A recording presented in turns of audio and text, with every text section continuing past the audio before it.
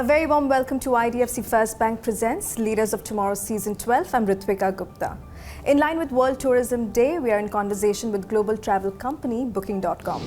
On the show tonight, I'll be in conversation with Santosh Kumar, Country Manager for India, Sri Lanka, Maldives and Indonesia at Booking.com. But first, Ishita Dang brings you an exclusive report on India's travel and tourism sector and the impact on MSMEs. Take a look.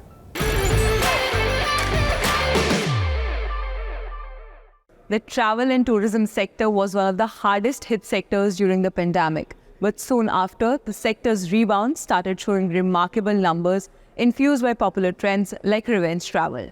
Basically, this phenomena emerged as people got exhausted with their mundane routines during the pandemic and rushed to travel when the governments across the world eased travel restrictions. The current state of the travel sector looks optimistic, and we have facts backing it up. Well, in August this year, the World Travel and Tourism Council released a report titled Economic Impact Trends that has estimated that the travel and tourism sector will contribute around $11.1 trillion to the global GDP in 2024. Despite concerns surrounding global economic slowdown, this sector is expected to grow at a pace never seen before. On the global charts, the US tops with its contribution of around $2.36 trillion to the global GDP. It was followed by China, Germany, Japan and UK. Now, where does India stand? India was now ranked at the 8th position as the travel sector contributed around $231.6 billion to the GDP in 2023. In 2022, India was ranked at the 10th position. Not only this, in fact, India has emerged as a leading player in the medical tourism in the global landscape. The Ministry of Tourism data 2023 revealed that around 22.7% of visitors from West Asia travel to India for medical purposes. The question arises, why India? Well, the major pull is its affordability factor, as the medical cost is around 60% lower than the Western nations. Not just this, the government initiatives like Heal in India that was launched in 2022 has also promoted medical tourism. Also to mention, last year's G20 summit that was held in India has staged the country well not just as a cultural and heritage destination, but also as a preferred spot for meetings, incentives, conferences and exhibitions tourism. In the Union Budget 2024-25, the Finance Minister Nirmala Sitharaman emphasized on the cultural significance of tourism in order to position India as a global tourist destination. In this budget, the tourism sector has received a capex push of around 2,478 crores, which is almost similar to the last year's allocation of 2,400 crores. Despite India's geographical and cultural diversity and growth potential, there are still certain challenges, and this is where the MSMEs come in. As per some statistics, MSMEs constitute almost 80% of all the tourism businesses worldwide. The Indian MSMEs face challenges when it comes to taxation, economic volatility, lack of skilled workforce, digital transformation, competition, and lack of access to global markets. On the way ahead, ease of doing business, digital transformation, simplified taxation, easier access to finance are some of the key priorities to achieve India's mission. Overall, India's travel and tourism sector is poised for growth. In alignment with this, the sector is projected to contribute $250 billion by 2030 by providing employment to 137 million individuals. Well, thank you so much for that report, Ishita. And on that note, the spotlight is now on Booking.com. Listen in.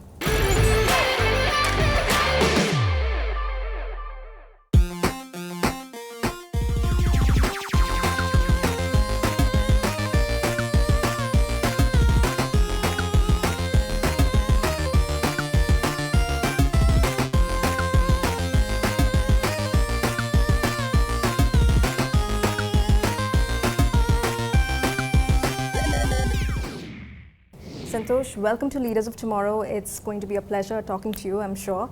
Thank you so much for joining us today. Thank you, Ritwika. Pleasure. So, Santosh, we are having this conversation in line with World Tourism Day, and I want to begin this interview by asking you to share your perspective on the travel and tourism sector here in India.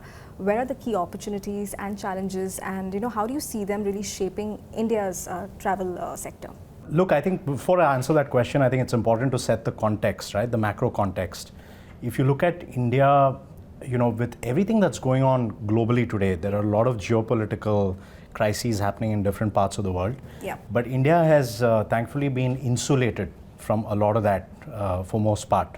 And that's primarily because of the very strong domestic economy that India has, right? And even when you see coming out of the pandemic, India has been one of the strongest countries to bounce back, especially in the travel and the tourism space, right? The macro perspective is that, and this is something that we covered last year. We put out a report on how India travels for the first time. In that we spoke about sort of the decadal view going into 2030, how the travel and tourism industry is positioned. And when you see in all aspects, right, coupled with the GDP growth that India is seeing in terms of being one of the largest developed countries today, showing the most highest levels of GDP growth. Combined with that, there is also significant amount of investment that is happening in terms of manufacturing, in terms of infrastructure, last mile connectivity in the country, new airports. When we look at the number of airports in India now, we are the third largest domestic aviation economy in the world. India had about 75 airports somewhere there in 2015, 2016. Now we are sitting at close to 150 operational airports. That is going to continue to grow. We have the likes of Indigo and Air India putting in record number of aircraft orders now, more than 1,000 aircrafts in the pipeline just for those two carriers alone. It's the highest anywhere in the world. So a lot of such statistics for us to be really proud of, right, from an India perspective. So therefore, the macro perspective has positioned India really well, right? And that has led to, when you think about from a domestic tourism standpoint as well, the government is, putting in a lot of schemes, right? Starting with Dekho Apna Desh and, the Udan connectivity scheme, etc., which is happening, is all resulting in more traffic within the country. That's one. Second is also from an outbound perspective. Indian travelers in general have exhibited very high confidence levels and also the ability to spend, right? Because our middle class, of course, continues to grow. It's sitting at about 31% as we speak. It's going to more than double in the next 15 plus years. And as that segment of the economy continues to spend, Indians will start to travel even more within the country and also outside of the country. So therefore, the gap that China has left today in terms of their outbound, India's being targeted very significantly by a number of countries within Asia Pacific and also outside in terms of filling those shoes, right? So I think from all aspects, the travel and tourism landscape in India looks extremely healthy. And so therefore that creates a lot of opportunities for us as well, right? I know you said challenges, but I like to see it as half glass full. Sure. So therefore from an opportunity standpoint, there are two big things. I think one is inbound tourism. Inbound tourism, India is today looking at roughly about 10 million visitors a year, right? That was the number that we saw pre-pandemic in 2019, and that's the number likely that we're going to hit this year as well in 2024. But for me, India is really a destination that can attract much more numbers. It's really more like a 50 million international visitors type of destination, right?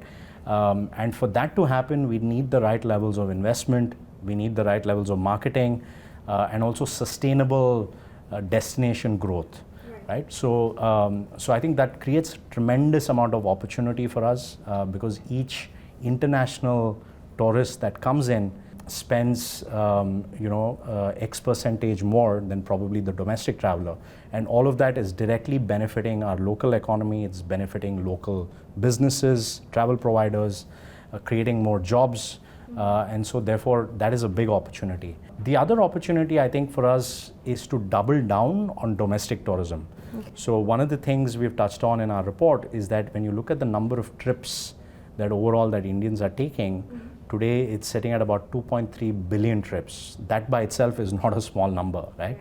That is going to grow to about 5 billion trips by 2030.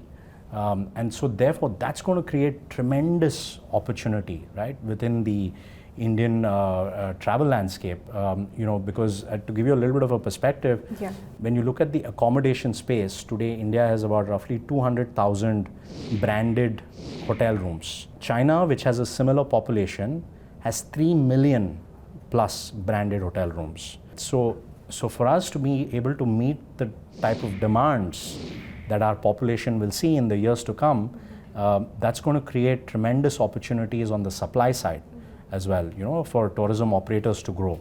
And so therefore, the more we continue to double down on infrastructure, the more we continue to help businesses, transact in a more easier manner, all of that is hopefully going to lead to more increased domestic tourism as well. It's time for a quick break here. We'll be back shortly. Stay tuned.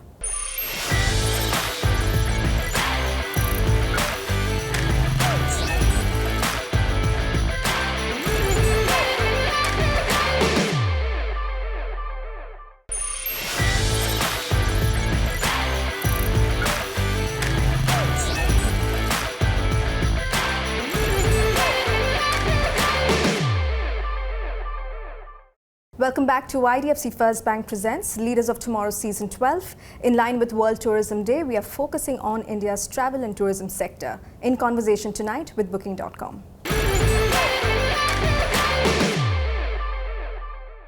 So do you believe that India has the potential to become a key player on the global stage as far as tourism is concerned? Absolutely. I mean, I think all the key indicators are there, right? India has been spoken about for the last 20 years. Right. But I think at the moment, we are at a bit of an inflection point.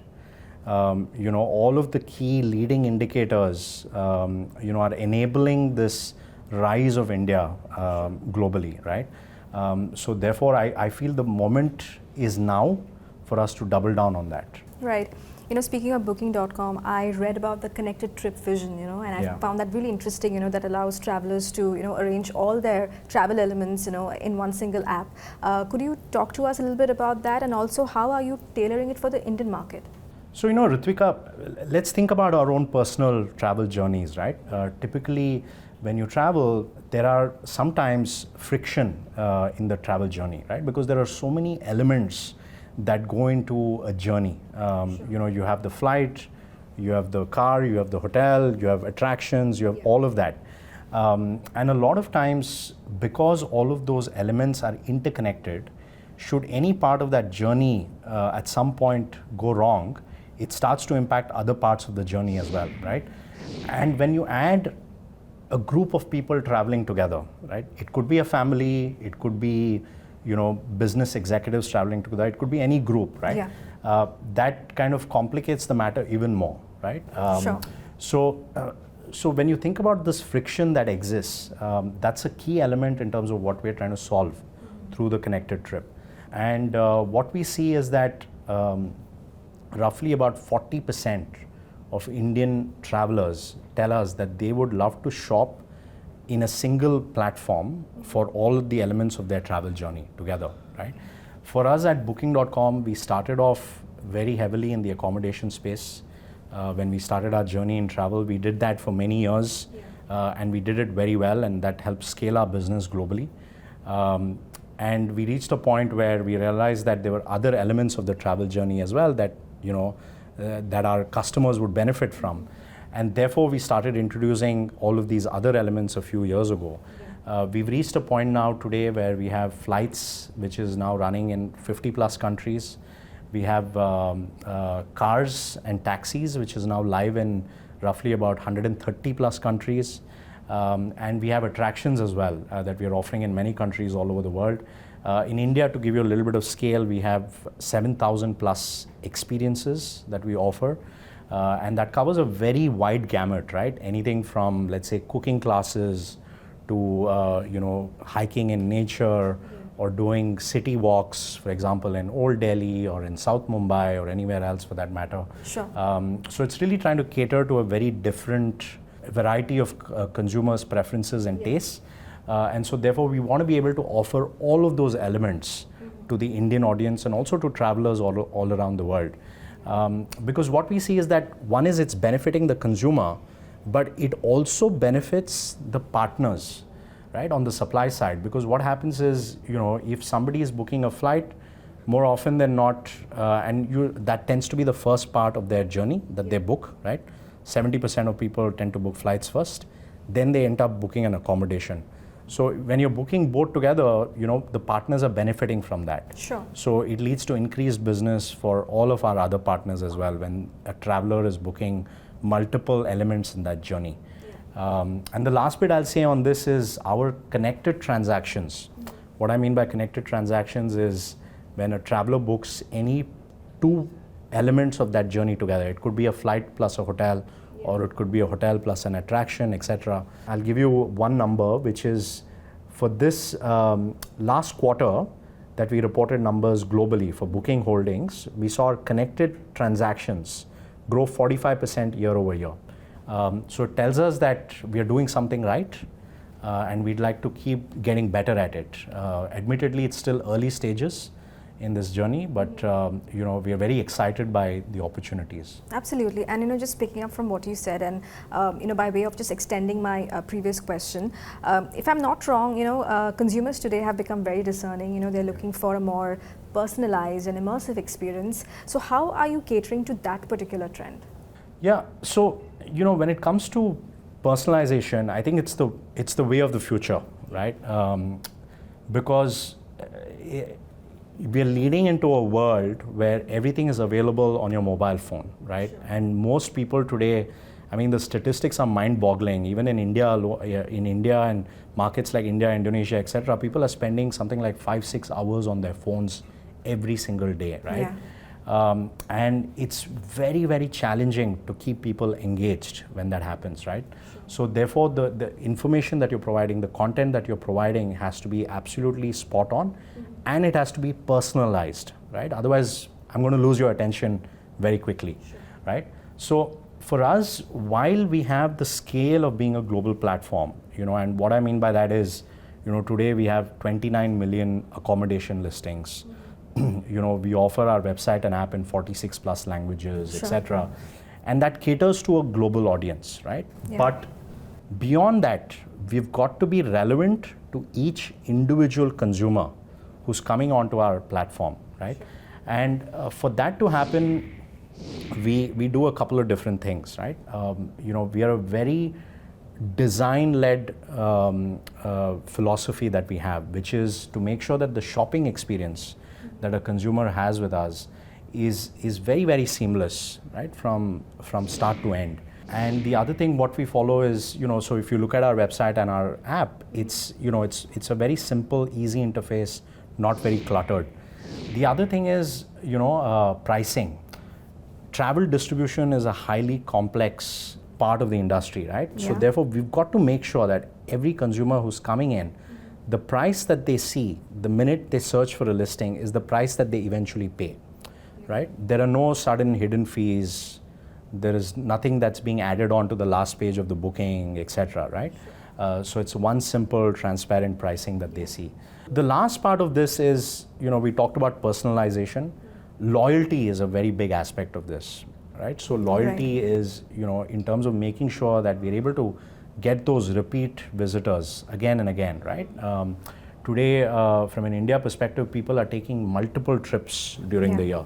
So earlier, people used to travel maybe once, maybe twice a year, and that was it, right? But now you've got to keep engaging the customer throughout the course of the year. And even if you're not traveling, you're still thinking about your next trip. That's true. Right? So it's a bit of an inspiration, right? So therefore, in order to make sure that we're able to keep that consumer with us, we're doubling down on the loyalty piece. And what we do in terms of loyalty is we have a program called Genius. So what we do is with our Genius program, every single booking that you make, you're getting an instant benefit. So that benefit, depending on the level of Genius, it could be a different discount that the property is offering. It could be also, for example, free upgrades, free room upgrades. It could be free breakfast, other amenities that are thrown in, right? And that comes to you with every single booking that you make. That appeals very nicely to the instant gratification generation that we are in today. And it also means that over a certain period of time, the benefits that we are driving to the consumer is significantly more than the typical loyalty programs that exist. Right. And it also results in benefits for our partners, the similar engaging in the loyalty programs, because it leads to more customer visits to those properties, The customers who are coming back tend to also spend more with those properties, etc. So it's a win-win proposition both for our travelers and also for our partners. Fantastic. And what role does technology play in all of this? Because tech is impacting sectors across the board, and how are you using technology to provide a seamless experience for travelers? Yeah, I think, look, in general, we tend to, being a travel tech company, our DNA is that of innovation, right? And today, for example, I can tell you on our website and app, we do roughly 1,000 A/B tests, every single day. And we're very maniacal about, for example, the font of a certain category on the website or the app, or maybe the size, the placement of a certain feature, the inclusion of a certain filter when you're looking for a certain property or a flight, etc. So there's a lot of emphasis that goes into just the whole shopping experience, right? That's number one for the consumer perspective. Then from the partner perspective, we are making it more and more easier for partners to work with us. Whether it's a large hotel chain spread across multiple destinations, or whether it is a small homestay located in a tier 2 or a tier 3 city, that journey of listing with booking.com, transacting with booking.com, receiving customers, etc., we put a lot of emphasis into that journey for the partner as well, right? Sure. So and tech plays a massive role in that. For example, like I referred earlier to the languages, right? So we have 46 plus languages today. And in India, for example, we've launched Hindi on our website and app. And when we launched Hindi as an interface, we expected by default that it would benefit partners in India. But it had the unintended consequences of also benefiting certain Indian-owned hospitality companies in the United States. And I think the last bit here in terms of tech is AI, because everybody is talking today about artificial intelligence. For us, it's not new. We've been using artificial intelligence in our operations now for about well over a decade. Previously, or even up to now, we've continually used it on our partner side and for our internal operations. For example, we use it a lot in content moderation, translating pages, because we have SEO, we have listings today, billions of listings, right, on our website and app, billions of pages that need to be translated. AI plays a very big role in that. AI plays a very big role in controlling fraud today, right? And now, of course, it's shifting more to the consumer side, because you've got the conversational chatbot. So we've launched our AI trip planner, which is the interface that a consumer sees, in terms of the shopping experience. So here, this is part of the shopping journey where a consumer can essentially have a very human-like conversation with the chatbot, putting down their preferences in terms of their destination or the type of travel that they would like to undergo. And then the chatbot will respond with various features, which are a combination of visual and text. And then it helps you seamlessly transfer, if you want, between the traditional website interface or the chatbot interface itself, and essentially helps you complete that transaction, right? So admittedly, we are still at initial stages of this. Again, the possibilities here are endless in terms of what can be done. Sure, but tell me something just from the top of my mind. Is AI a concern to the future of travel? Considering travel is a very personal, experience, right? And you have these metaverse and all of these digitization taking over. Is that, you think that will ever overtake the in-person, connection? In-person connection can never be replaced, right? So travel by itself is a physical experience, right? Where we are using AI is in your pre-trip and probably also the post-trip journey, right? So all of the inspiration and the discovery process, which can sometimes takes weeks or months before the travel actually happens. AI facilitates a lot of that today, right? AI also facilitates a lot of the post-trip experience. Could be also, like, for example, what we're doing is reviews. One of the things at Booking is, we have a closed door review system, which means that reviews can only be left by actual travelers who have stayed at that particular property, right? So it's not left open for anybody to come in and drop a review. So where AI is helping here is in terms of creating a summary of those reviews. And just speaking about your partners, and the reason I ask this is because our show is watched by a lot of entrepreneurs, smaller Sure. businesses. If you could talk to us about how you collaborate with some of these smaller businesses, and also in the larger ecosystem, what role do MSMEs play, small businesses play in the larger travel ecosystem? Yeah, I think MSMEs in general are the engine behind travel, right? For us as a global platform, essentially what it's done is it's evened the playing field for SMEs and the large enterprises in the travel space. Because today what we're able to offer is really a very wide coverage, very wide marketing visibility for travel providers who are listed with us, right? Again, maybe I'll take an example. Let's say you have a homestay in Alleppey, right? Before the advent of online travel platforms, for this homestay owner, the only way he or she would be able to attract guests is primarily through word of mouth or maybe some direct advertising that they were able to do in certain channels, etc. Okay. And admittedly, for small business owners, funding is a challenge, right? They don't have unlimited budgets. But with a platform like us, they're getting access to a very wide international audience, right? An international traveler base. And therefore, what we do is we create a very even playing field for that homestay in Alleppey or for a 5-star hotel, let's say in Kovalam, right?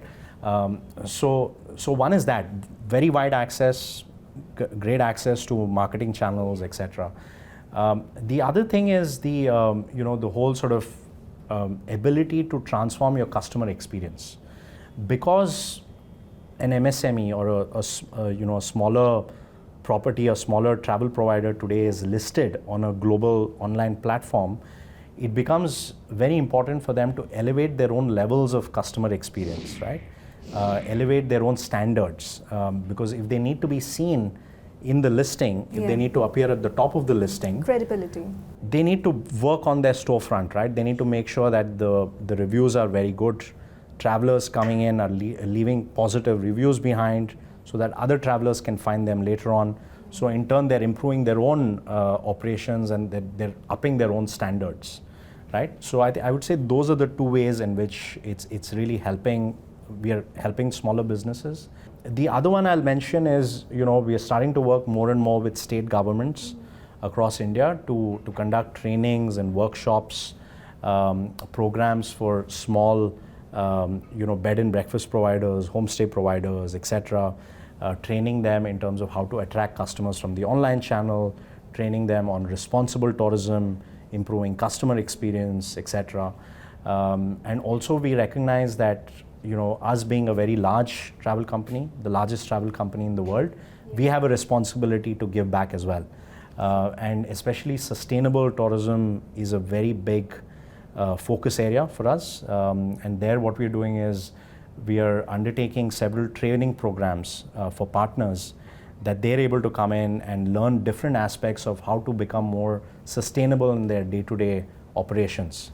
Right, so we're partnered with the likes of WHO, etc., where we are providing free training courses to all our partners. Sure, fantastic. And what's the road ahead? What's next on the horizon for Booking.com? What can we expect from you? Oh, so much. It's never a dull day, Ritwika. There's so much opportunity that lies ahead of us. I think, look, from an India perspective, for us, it's very important that we continue to, while we are a global company, we want to be relevant to the Indian consumer, right? So therefore, to some aspect, we will need to continue to localize our offering. I mentioned Hindi earlier. We're also investing very heavily on the technology side in India. Sure. We opened a center of excellence roughly about 2 years ago in Bangalore, where we have employed now roughly about close to 600 600 plus people in terms of engineering, product development, etc. We're building in India for the world. We are, obviously we are utilizing the great Indian engineering talent that exists. The other thing I would say is, we will continue to identify localization opportunities in terms of our product, in terms of our marketing campaigns, etc. So therefore, I will say that it's still very early days, even though we've come a long way in the short time that we've been in India. There's tremendous opportunity that lies ahead. All right, and finally, before I let you go, as we celebrate World Tourism Day, what is that one piece of advice or a message that you would like to give to travel businesses, in the industry or to the travel ecosystem at large? Yeah, I was seeing that this year's World Tourism Day, I think the theme is peace, justice and peace. And for us, that fits very well because there's been a lot going on in the world, right, in terms of the geopolitical crises and unrest that we are seeing, even in our own neighborhood, across India, etc. We are seeing a lot of that. And that's where travel can really be a force for good. Travel unifies people, it unifies communities. And for us, that's a responsibility that we carry very heavily. And we will continue to do what we can to bring people together rather than keep them apart. Absolutely. Well, fantastic chatting with you, Santosh. Thank you so much for being on the show. Thank you. It was a pleasure. Thank you so much. And with that, it's a wrap on this edition of IDFC First Bank Presents Leaders of Tomorrow Season 12. We hope you enjoyed the conversation. Thank you for watching. Goodbye.